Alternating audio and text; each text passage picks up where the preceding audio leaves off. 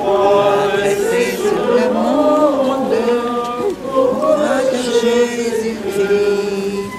Lève dans l'eau féconde, du cœur ouvert à jaillir. Sixième station, Véronique essuie le visage de Jésus. Nous t'adorons, ô Christ, et nous te bénissons. Parce que tu as racheté le monde par ta sainte croix. De la deuxième lettre de Saint Paul, apôtre aux Corinthiens. Car le Dieu qui a dit « La lumière brillera au milieu des ténèbres » a lui-même brillé dans nos cœurs pour faire resplendir la connaissance de sa gloire qui rayonne sur le visage du Christ. Nous arrêtons un instant sur cet épisode où une femme, Véronique, qui elle a compris qui était Jésus, et donc qui souffre de le voir souffrir. Et Véronique apporte un linge qu'elle va poser sur le visage de Jésus. C'est une femme qui ne résiste pas. Elle veut soulager les souffrances. Parfois dans notre vie, nous avons pu essuyer les larmes de personnes qui souffrent. Nous avons pu assister à un malade en phase terminale.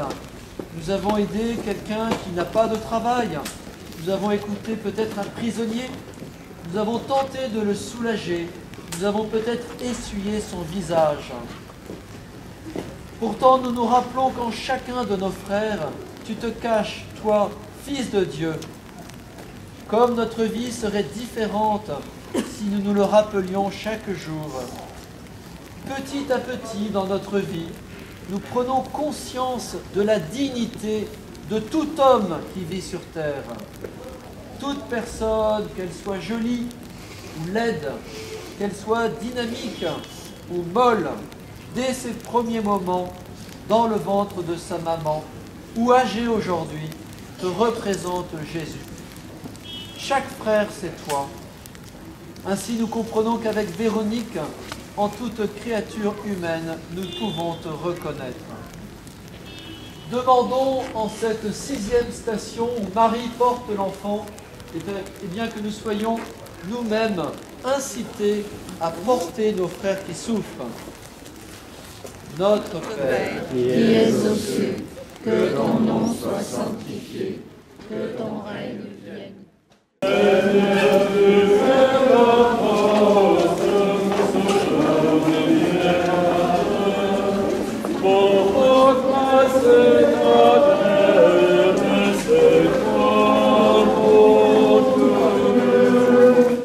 et nous te bénissons. Parce que tu as racheté le monde par ta sainte croix. De la première lettre de Saint Pierre.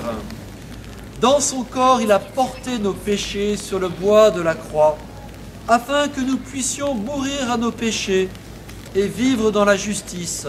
C'est par ces blessures que vous avez été guéris. Voilà, Jésus tombe de nouveau.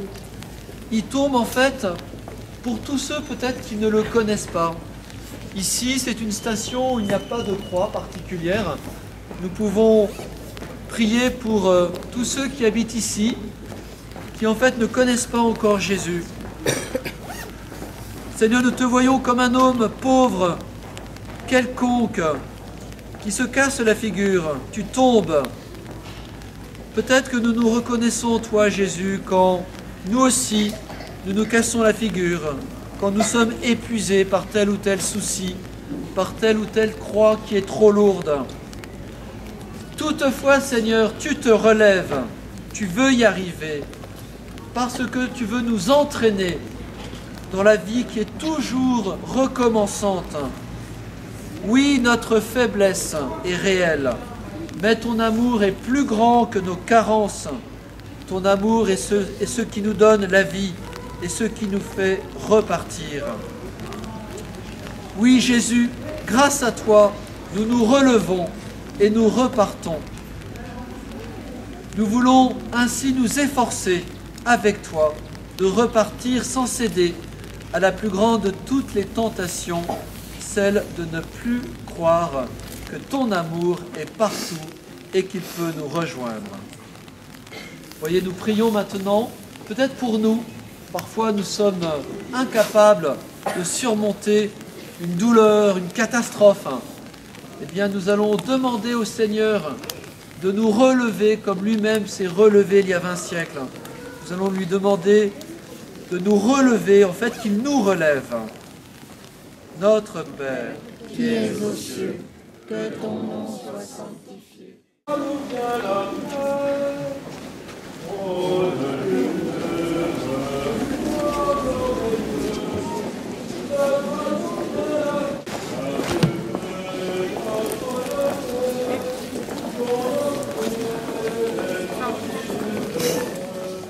Huitième station.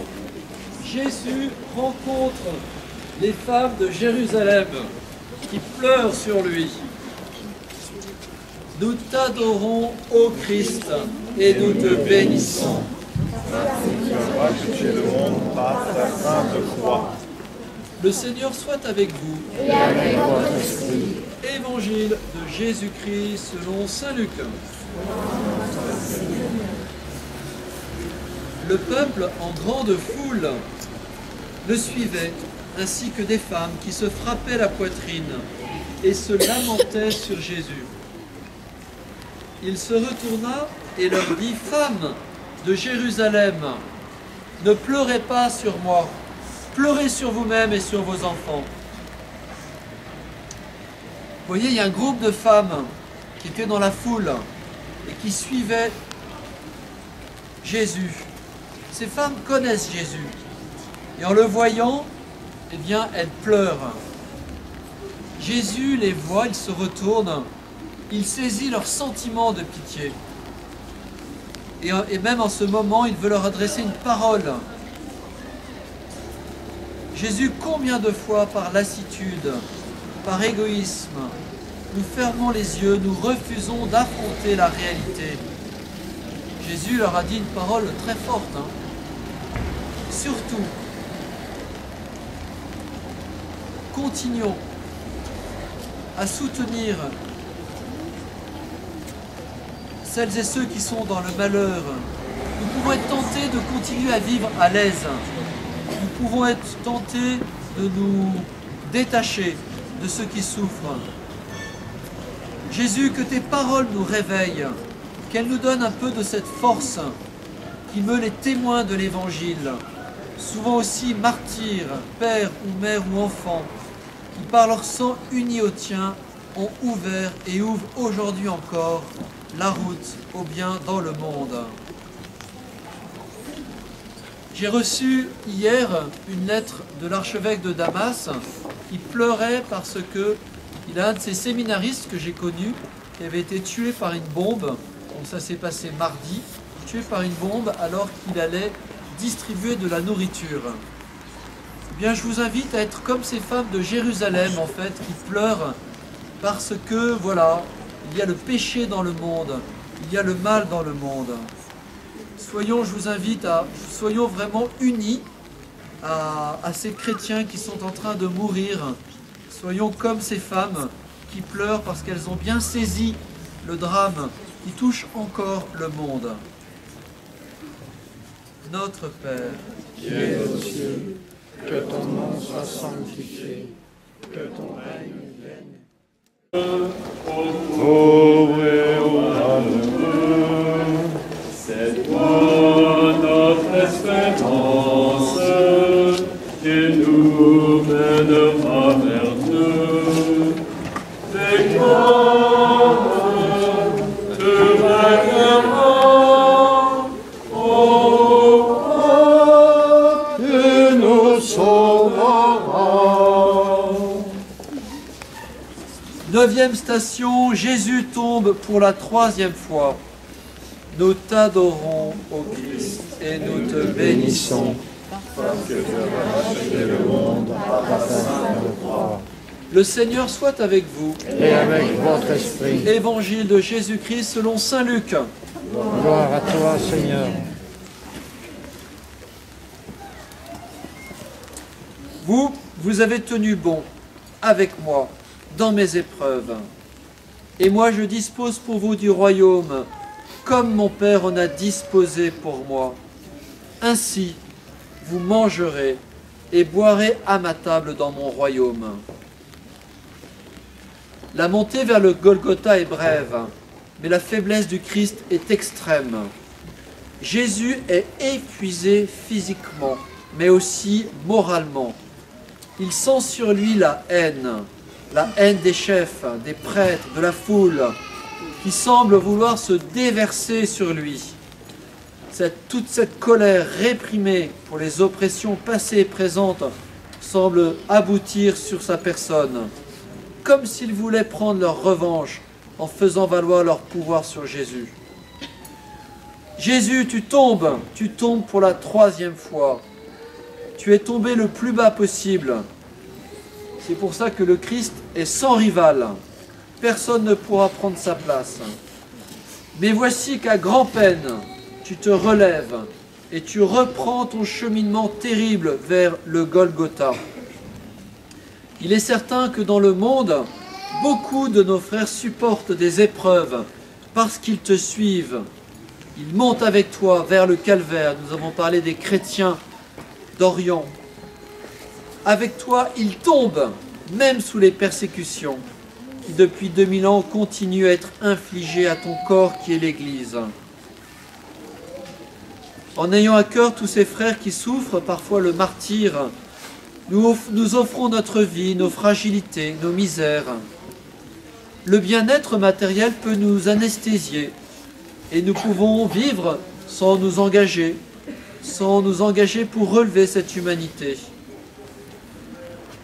Nos familles peuvent faire partie de ce tissu fatigué. Elles se retrouvent liées à une vie de bien-être qui devient parfois le but même de la vie. Nos enfants grandissent, nous nous efforçons de les habituer à la sobriété, à l'engagement. Nous nous efforçons de leur donner une vie sociale avec le sport, la danse, les études, mais sans que ces activités ne soient qu'une manière de remplir et d'avoir tout ce qu'ils disaient, tout ce qu'ils désirent. C'est pourquoi nous voulons vraiment prier aujourd'hui de nouveau pour nos familles, pour les enfants, pour les petits-enfants, qui puissent grandir, bien sûr, dans un certain bien-être, et c'est louable, et c'est bon, mais qu'ils puissent aussi connaître Jésus-Christ, connaître l'Évangile, qu'ils puissent connaître l'essentiel dans leur vie. Voilà, à cette étape où le Christ de nouveau tombe, nous prions pour vos familles, qu'elles puissent toujours connaître l'essentiel, qui est cette vie nouvelle liée au mystère pascal du Christ. Notre Père, qui es aux cieux, que ton nom soit sanctifié, que ton règne vienne.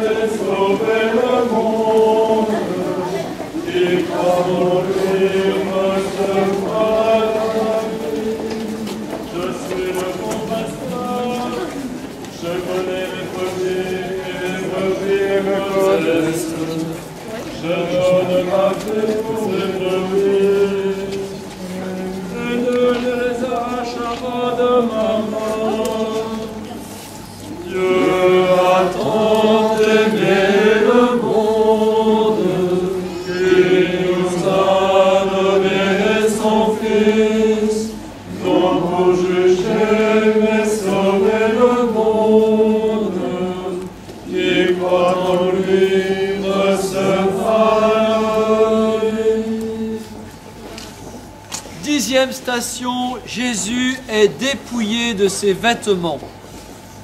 Voilà, nous nous arrêtons sous cette niche qui est elle aussi dépouillée de sa statue. Il n'y a rien. Il y a quand même rue de l'Oratoire. L'Oratoire, c'est la prière. Cela nous rappelle toujours qu'au cœur de la ville, nous sommes invités à prier. Nous t'adorons, ô Christ, et nous te bénissons. Parce que le monde par votre sainte croix. Le Seigneur soit avec vous. Et avec votre esprit. Évangile de Jésus-Christ selon saint Jean.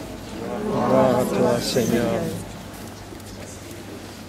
Puis les soldats prirent les habits de Jésus, ils en firent 4 parts, une pour chacun. Il restait la tunique. C'était une tunique sans couture, tissée tout d'une pièce de haut en bas. Jésus est entre les mains des soldats. Comme chaque condamné à mort, on va le dépouiller pour l'humilier, pour le réduire à néant. C'est vraiment le mépris. C'est ce qu'on appelle la désinvolture pour la dignité de la personne humaine. Vous voyez, Jésus n'a absolument plus rien. Ils prirent les vêtements de Jésus. À présent, tu te trouves sans vêtements.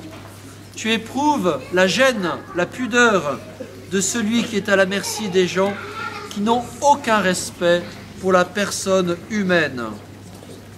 Dans l'histoire et encore aujourd'hui, dans notre société, dans notre monde, tant de personnes souffrent de ce manque de respect pour la personne humaine, pour leur propre intimité.